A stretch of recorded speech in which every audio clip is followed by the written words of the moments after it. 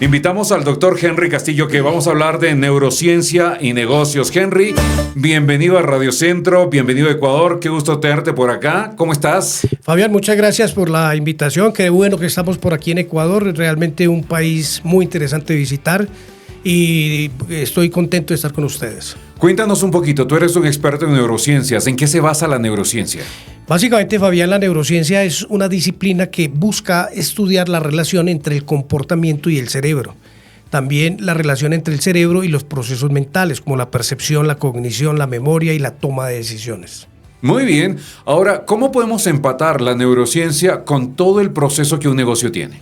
Bueno, esa pregunta es muy interesante, Fabián, porque, la neurociencia se desarrolló en el campo de la clínica, en el campo del paciente, en el campo de la lesión cerebral, pero a partir de los años 90, el Senado de los Estados Unidos y el gobierno de George Bush determinó declarar la década de los 90 como la década del cerebro. Wow. Y en esa década pues, se desarrollaron unas máquinas que pueden medir la actividad cerebral en vivo y sin necesidad pues, de tener que intervenir por dentro del cráneo del cerebro.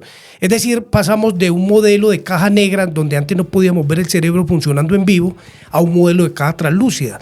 Cuando ya podemos ver el cerebro funcionando en una persona normal, con resonancia magnética nuclear, electroencefalografía, con tomografía de emisión de positrones, entonces la neurociencia dio un salto. Y dio un salto y salió de los hospitales. Y salió de la clínica y empezó a entrar al mundo del comportamiento de las personas normales. Entonces la neurociencia empezó a entrar a la educación, empezó a entrar al marketing, empezó a entrar a los negocios, y ahí es donde se desarrolla una muy buena oportunidad, porque la neurociencia tiene mucho que aportarle a los negocios.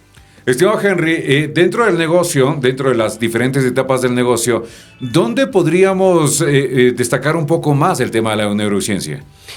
Dentro de los negocios actualmente hay unas líneas muy desarrolladas. Por ejemplo, la línea del neuromarketing, que tiene que ver con el impacto, es decir, la neurociencia le aporta a los marketineros en cómo diseñar mejores campañas publicitarias, cómo desarrollar mejores productos, cómo desarrollar mejores branding.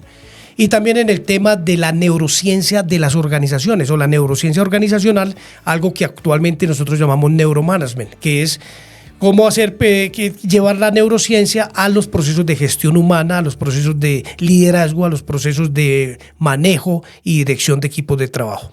Muy bien, si nos enfocamos un poquito más en el tema y entramos en el área de las neuroventas, por favor, ¿cómo podríamos empezar un proceso de neuroventas?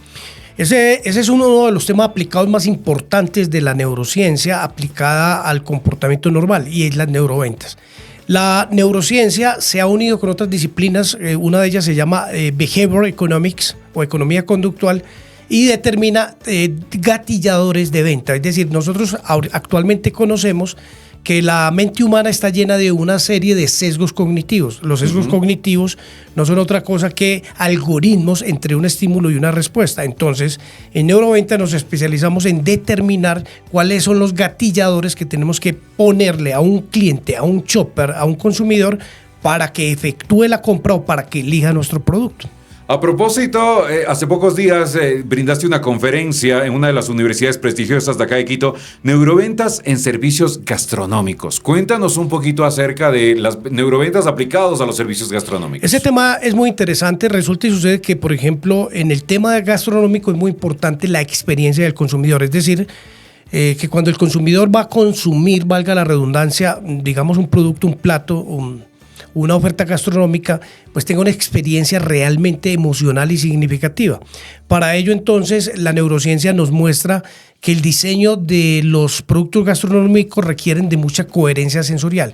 No lo sabíamos hasta que la neurociencia nos mostró que cuando nosotros consumimos algo, realmente interactúan todos los órganos sensoriales, no solamente el gusto, sino que interactúa también el oído, interactúa lo visual e interactúa los aromas. Wow. Y entonces se genera una experiencia compleja, integrada. Incluso dentro del gusto no solamente está el gusto, sino que está también el tacto, lo crocante de un sabor, lo táctil de la lengua. Entonces entran todos los órganos sensoriales a generar una experiencia de consumo integrada.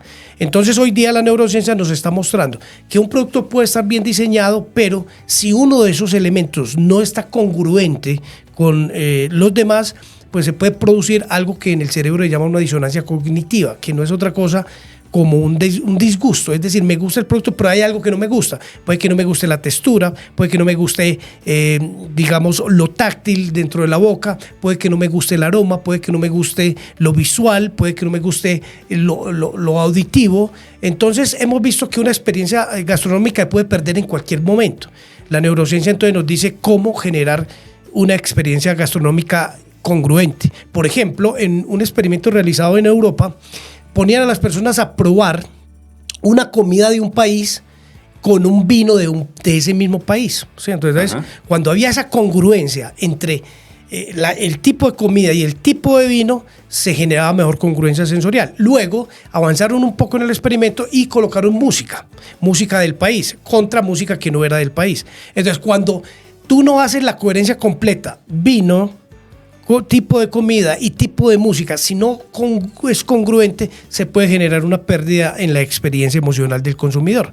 Entonces, hoy día sabemos que desde el punto de vista de experiencia gastronómica se hace necesario que hagamos el 360 grados. Es decir, no solamente el plato, tenemos que pensar también en el tipo de bebida, el tipo de vino, y tenemos que pensar también en el tipo de música, ambientación que va a tener ese restaurante. Qué interesante, Henry. Para un negocio gastronómico, el tener todos estos indicadores, ¿cómo se lo logra?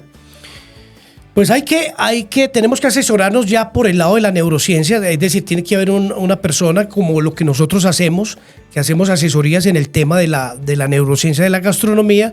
Entonces nosotros vamos y evaluamos, primero evaluamos toda la experiencia como un todo y vamos mirando qué aspectos están, digamos, dentro de la coherencia sensorial de la experiencia o se salen de esa experiencia. Entonces nosotros hacemos una retroalimentación y sugerimos algunos ajustes para que realmente al momento del consumo ese consumidor, digamos, esta persona tenga una experiencia emocional que sea inolvidable para él. En varios libros de ventas, en algunos citan como el ciclo de venta, otros citan como el proceso de venta. La primera pregunta, ¿cómo se lo debería llamar técnicamente? ¿Ciclo o proceso? Y la segunda pregunta, ¿cómo podríamos a una venta genérica aplicar neuroventas? Bueno, nosotros actualmente estamos hablando más del concepto integral de la experiencia de consumo. ¿Sí? Wow. La experiencia de consumo. La experiencia de consumo, y esto lo manejamos nosotros o lo estudiamos con una metodología que se llama Customer Journey Map. Es decir, que traduciría algo así como el viaje del consumidor. Y lo que sabemos actualmente es que el viaje del cliente empieza antes de la experiencia gastronómica. Desde el mismo momento que yo estoy buscando un parqueadero y yo ya me frustro porque no lo encuentro, ya empieza a afectar la experiencia posterior. ¿Sí? Entonces, lo que se le dice a las marcas es que en el proceso de la experiencia, de diseñar una experiencia de consumo, yo debo tener en cuenta todo, el antes, el durante y el después. Incluso hasta la forma de pago. Mira, hay cosas que la neurociencia ha descubierto muy interesantes. No es lo mismo pagar tú con dinero físico, con dólares físicos, que pagar con tarjeta de crédito. Parece ser, según las investigaciones, que cuando yo pago con dinero electrónico sufro menos. Mi ínsula cerebral, que es el centro de dolor, se activa menos que cuando pago en efectivo.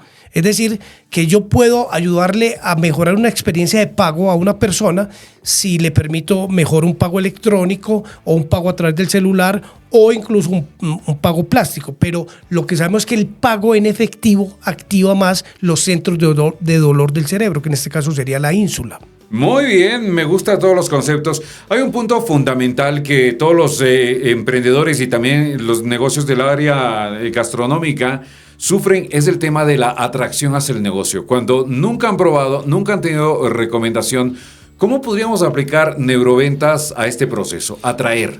Bueno, ahí muy interesante el escenario que tú propones, porque obviamente los seres humanos estamos diseñados con una emoción que se llama el miedo y hay un sesgo que se llama el sesgo a perder.